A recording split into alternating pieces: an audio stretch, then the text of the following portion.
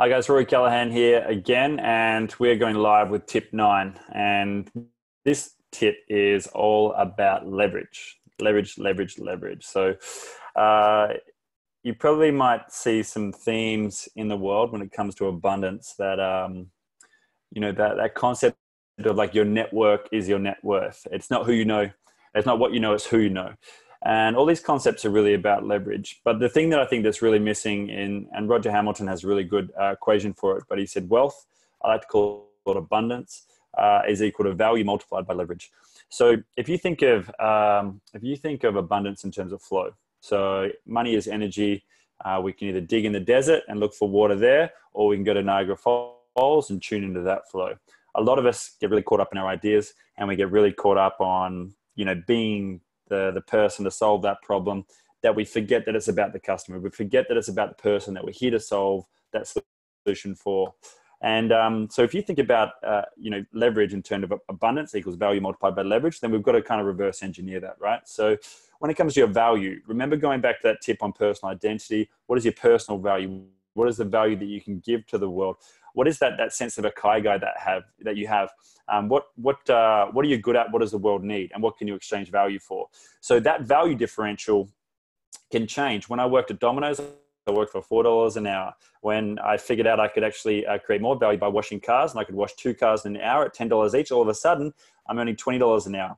So when we figure out like what we're good at, what our skills are, and we can tune into the market, these two opportunities, either working at Domino's for $4 an hour or washing cars in that same community, were both there.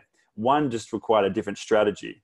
However, the value had always been there. There were always people that wanted their cars washed, and there were always people that wanted to get pizzas made and to order, fast food. But I had to make a choice as to which one that I tuned into. Now, as I got older, obviously I went to university, and whilst I was studying at university, I worked at a cafe. And when I was in the back of the kitchen at a cafe, my mate's cafe, Van's Cafe, I was washing dishes for like $18 an hour. And I was working in Cottesloe, which is quite like a highly affluent area. Now, if I was washing dishes in Fremantle, I would have got like $13 an hour, but in Cottesloe, I was getting $18 an hour. And then from washing dishes, I went to kitchen hands. Then I was earning like 22 or like $20 an hour. And then I went to the front staff, which was that plus tips. Then I went to the barista, which was earning like $25 an hour and beyond. And each step I had to kind of like add skills and level up. And I'm doing that whilst I was at university studying sports science, so I could then be a personal trainer. Now, the interesting thing about being a personal trainer is when I started working as a personal trainer, I quit my cafe job and went and worked for a personal training gym called the Beach Lifestyle Club around the corner. And when I was working there, I was like probably earning about $30 to $35 per hour per class. And I was like working with a group of about 10 to 15 people, sometimes less. And all of a sudden, over a year or 2 years of doing that, I built up my skills and my confidence. And then people from outside of that network said, hey, why don't you come do a class with us down at this Oval or this place or whatever? And, we'll pay you $10 or $20 per head. And I'm sitting there going, okay, so there's 15, 20 people that want me. There's attraction towards what I do. They want me to run a class for them and their friends or their family or so on and so forth. And they're willing to pay me $10 to $20 per head. With 10 to 20 people there, I've all of a sudden gone from $35 an hour to $100 to $200 to $300, potentially even $400 per hour for 1 hour of work. So as a student, I'm at university. I've got that old bomb card that only just makes it to university. I'm sitting there going, do I give 10 hours of my time over here at $35 an hour, or do I run 2 classes a week with 20 people in it and give a really good service and earn $800? So I'm starting to learn how to leverage not only my time, but also my value, and also to tune in to leveraging my environment as well, plus the networks that I tuned into, which all kind of started when I was washing dishes here. And then I tuned into the network around the corner. Then I tuned into the network down here. So it's kind of like one step to the next. Now, this went on. I went to university again, and I did a master's degree. And so I could, learn how to be a physiotherapy and increase my value. The only thing is my student loan went from being $30,000 to $100,000. So now I'm $100,000 in debt before I've even got out of university. So that was an investment in my education, but I'm still not really earning. I was only earning enough money to get by whilst I was doing that. And plus, when you do an education degree like that, you're probably putting in 40, 50, 60 hours a week. So you don't really have time to work on the side. So I really had to learn how to value myself and also how to leverage my time so that I could focus on that. And I didn't have access to a lot of financial support from other areas.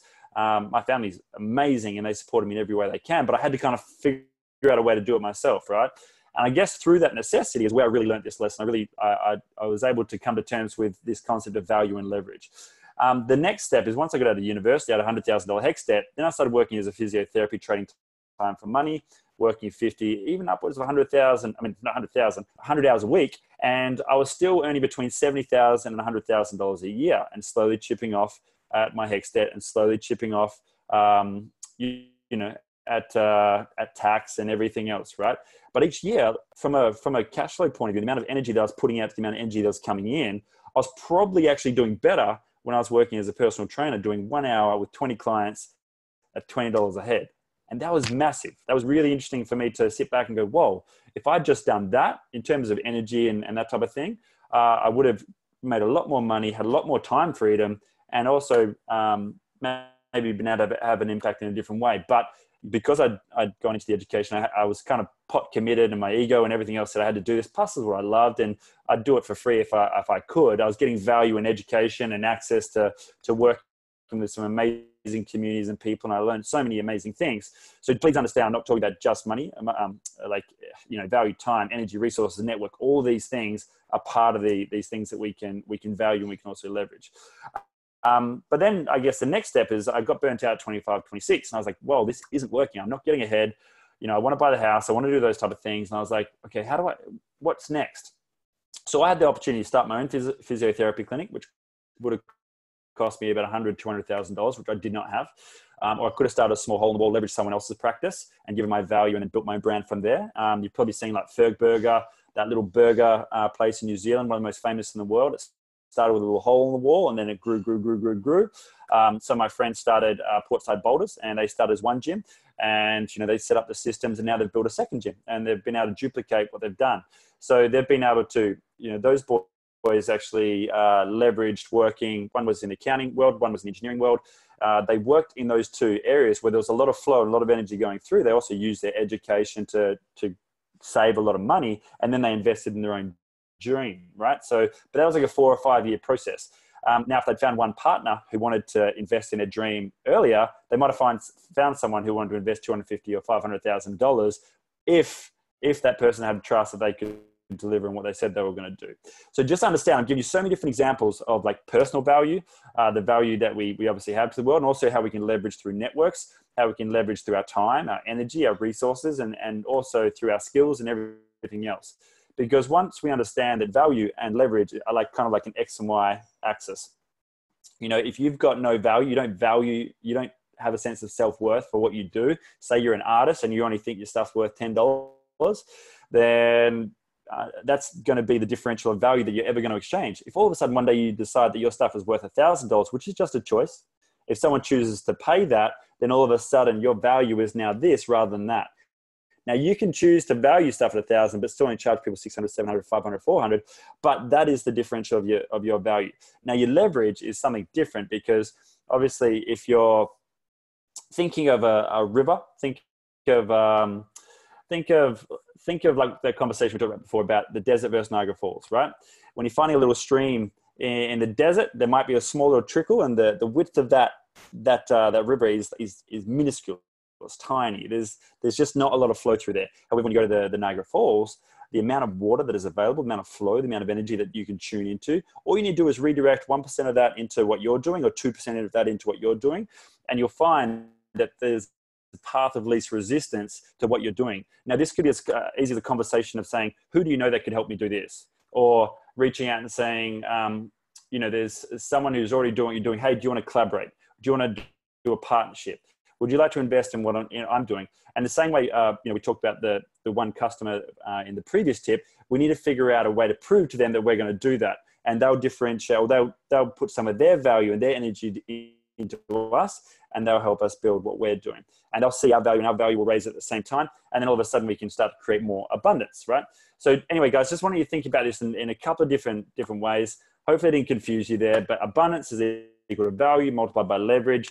Whether I was the dude who was earning $4 per hour working for Domino's Pizza, or the young kid that went out and started washing cars, 2 cars per hour for $10 each, or the kid that went and did personal training or invested in education or found that one partnership or that one investor, there's so much flow out in the world. And the easiest way for you to create abundance, to be able to serve from overflow, is to really figure out how you can increase your value and also find better ways to leverage so you can increase the flow, redirect that into what you're doing, and you can contribute to the world in whatever way you see fit.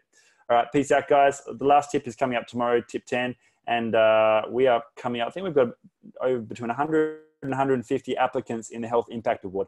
So good luck to whoever's going to win that. We're going to announce that on Friday the 16th, and we'll do that live as well. That's a 10 grand package. And yeah, I wish you all the luck, and let's go have an impact and really contribute to this world in a positive way. All right, guys, have a good afternoon, a good weekend.